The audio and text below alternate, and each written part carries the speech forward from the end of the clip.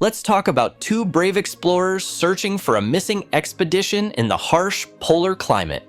This Pennywise Recaps, and today we're reviewing the history drama Against the Ice. Get ready for incredible plot twists. The movie is based on a true story and begins with the majestic scenery of Greenland in 1909. A lonely dog sled driven by Captain Einar Mikkelsen, a Danish polar explorer who knows full well that winter is coming, moves among the endless snow. He is carrying a frostbitten sailor, Jurgensen, from the Alabama, which has broken down due to ice. They arrive at the camp where the rest of the crew with lanterns meet them, dragging the wounded man inside and giving him whiskey for courage. The captain amputates the sailor's blackened fingers, and a cry of pain echoes over the icy desert plunged into night. Later, the crew celebrates Christmas. The travelers listen to music, take photos together at the festive table. The captain makes a toast, which makes it clear that they are looking for the missing expedition of Ludvig Mylius Eriksson, who explored this area several years ago. Jurgensen managed to find a diary and a map with Ludvig's supposed route. The captain decides to embark on a new journey across the glacier to find the messages left by his predecessors. If he fails to do so, the Americans may take over the north of Greenland. But for this, someone from the crew must go with him. The captain looks around at the sailors, but there are no volunteers for the dangerous mission. The next morning, the crew discusses whether there is a brave man who will go on the mission with them. Suddenly, a young mechanic, Ivar Iverson, responds. He has admired Mikkelsen since childhood, but despite the lack of other candidates, he does not immediately agree to take the young man as a partner.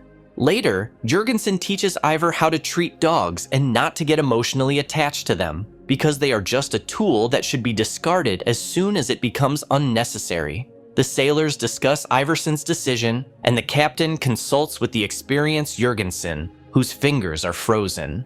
The sailor tries to convince Einar not to take any chances with his inexperienced companion, but he decides to set off on a new expedition in the morning. The first day of the journey, just before they leave, Ivar takes a picture of Einar as a souvenir. They have to overcome a 6-month journey across dangerous glaciers. 2 dog sleds with 2 brave men set off. By evening, they reach the mountain range they need to overcome. Together, they drag the dogs up the mountain. At the top, Iverson admires the scenery, while the pragmatic captain warns them to watch their step because the ice is full of crevices. At night, during a halt, Iverson tells the captain that he read his article about the missing expedition, but Einar is not in the mood for conversation. When his partner asks if they can let Bjorn, the lead dog, into the tent, the captain silently turns off the lamp, hinting that he is going to sleep. However, this gesture does not stop the friendly Iverson, and soon he is singing a song about their journey and learns that the deceased leader of the missing team was a close friend of the captain. In the morning, Einar shows his partner a trick to move faster. You need to wet the sled with water to form thin ice. It does indeed allow them to move faster, but it almost turns into a disaster. Iverson fails to stop the dogs in time, which causes them to break off and damage the sled. The travelers have to spend time pulling out supplies and dogs. Bjorn, to whom Iverson has become emotionally attached, is hanging on a rope over a cliff. The traveler tries to save him, but the rope breaks, and the life of his 4-legged friend is cut short along with the rope. After a while, they count their losses. The captain scolds the sailor for violating the chain of command and expresses dissatisfaction with his behavior. The next day, they descend from the glacier and set foot on land. On the 48th day, Iverson asks why Einar is risking his life at all. The captain gives a vague answer that they need to make a map and understand what Greenland is. After that, they will have a chance to become famous. The travelers move on, checking the map of Mylius Eriksson's proposed route. The situation is complicated by the terrain, and they often have to pull the sled uphill. Having climbed another hill, the captain looks around with disappointment. Unfortunately, there are no traces of the previous expedition anywhere. Einar's frustration turns to Iverson. He blames him for the breakdown of the device, without which they cannot survive here because there is nothing to cook with. However, the sailor calmly repairs it and then sacrifices one of the dogs because there is simply no food for everyone. After the loss of Bjorn, he finds such decisions easier to make, and he feeds the animals with their former comrade. On the 84th day, they run out of supplies. Remembering the previous conversation, Iverson wonders when they will realize that they need to go back and stop the futile and dangerous search. However, the captain insists on continuing the journey, offering to pull one sled instead of two. Soon they find a pile of stones stacked as a landmark.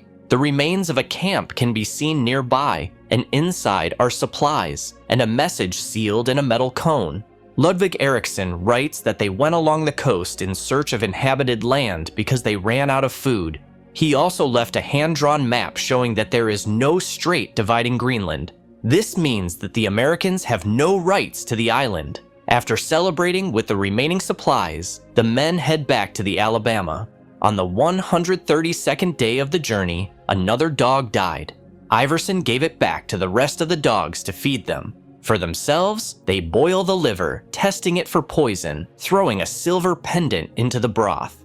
The silver changes color to brown, and the men decide to try the meat. It was a bad idea because a few minutes later they feel sick. Later, Iverson sees a seal near the camp. He takes his rifle off his shoulder, hoping to shoot the fresh meat, but the barking of dogs scares the animal away. Suddenly, he hears gunshots in the distance. Iverson runs to the camp, not knowing what happened. As he gets closer, he sees two torn dogs and a polar bear dragging the captain away. He shoots at the predator, but only wounds it in the paw. The second shot hits the heart, and the huge carcass falls on Einar. The captain is saved by the fact that he is tied to the sled, which slowly slides to the water under the weight of the bear's body. Iverson manages to run to them and cling to them, not letting either his partner or his modest supplies disappear.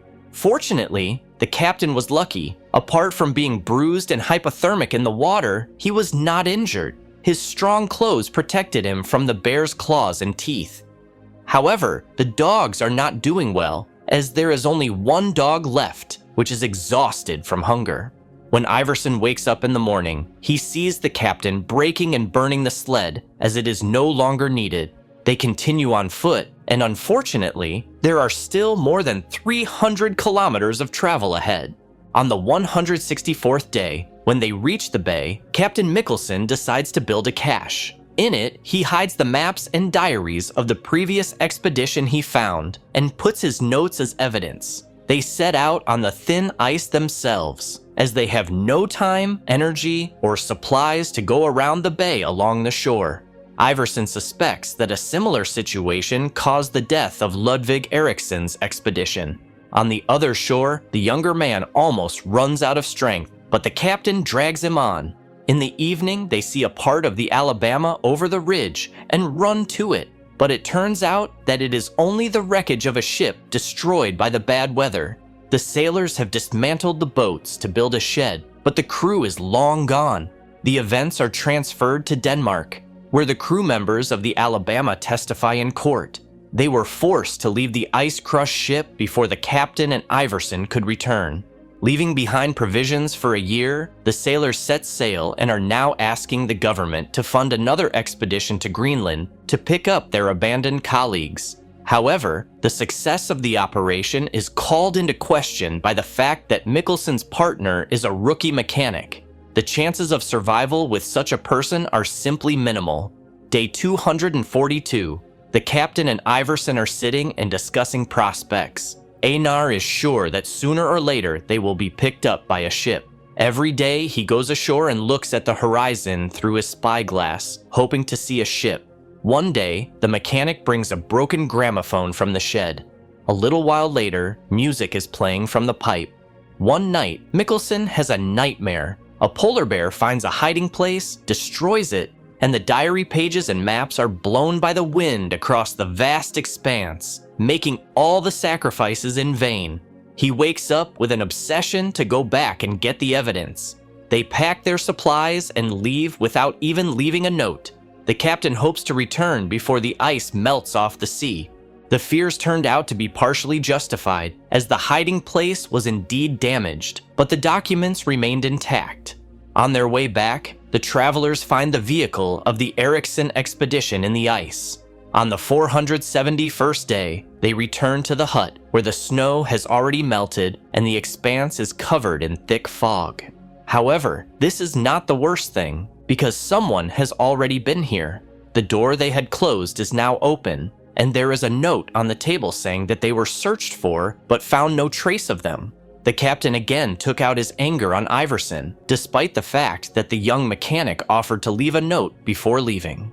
In Denmark, the minister reports that the sailors found a locked house, but Jurgensen claims that this is proof that the survivors did it and they left the door open. He tries to convince the government to send the ship before the ice fettered the sea, but is refused. Travelers in Greenland are forced to celebrate their third Christmas on the island. Day 793. On his way back from the hunt, Iverson sees the captain writing something in a notebook in the street, not wanting to be distracted by conversation. A wound appears on his neck. In the morning, Einar climbs upstairs to look around the neighborhood. He sees a hot air balloon in the distance and waves his arms to attract attention. The balloon lands, and the balloonist turns out to be the woman from his dreams, but she is only a delusion. He is pulled out of the illusion by Iverson's voice. The woman continues to dream about him, and in conversations with her, the captain states that Iverson does not live up to expectations and blames him for the missed ship. Returning from patrol, the mechanic asks his friend if he believes in ghosts. He tells him that he met his grandfather at the top of a hill, who was supposedly dead. While answering the question, the captain keeps looking to the corner of the room, where he sees a non-existent woman. The nature of the hallucinations becomes more and more intrusive. The fact that the captain is dancing with an imaginary woman scares him in a hopeless situation. At one point, Einar chases a mechanic with a knife, but only to have him help him remove an abscess on his neck that is poisoning his body and mind. After the incision, the captain lies unconscious for a while, but when he comes to, he no longer sees the woman next to him. However, she reappears later. Iverson tells him that he also saw her, and Einar, in a fit of jealousy, throws his fists at the mechanic, but he manages to escape. The mechanic convinces his friend that he is only imagining things, but the latter still grabs the weapon. The noise of voices in his head makes him shoot at the wall. The roar helps him regain some of his senses. After hiding the rifle in the shed, Iverson sits down to dinner with the captain, discussing the fact that they are running low on food and ammunition. When they hear a suspicious noise from outside, they see a huge polar bear paw through the window. Locking themselves in, the men shout to scare it away, and the plan works. The bear leaves. Day 865. The men are awakened by a noise and decide that the bear is back. Armed, they run outside, but see an expedition that has come to rescue them. The Danish government reports on the successful exploration of the white spots on the map of Greenland by Captain Einar Mikkelsen and mechanic Ivar Iverson, who return home. The minister presents them with an award for their services. Before going on stage, Ivar discusses the Titanic, which is a technical marvel but sank on its maiden voyage. And Einar sees a woman from his visions backstage, but this time, she is real. The mechanic sees her too. The heroes of the country go on stage to much applause. The film ends with a note about their fate. The captain married the woman and devoted his entire life to Greenland, while Iverson never returned to the Arctic. They remained friends for life. Thank you for being with us. Subscribe to the channel, like us, and be sure to click on the bell to stay up to date with our new videos.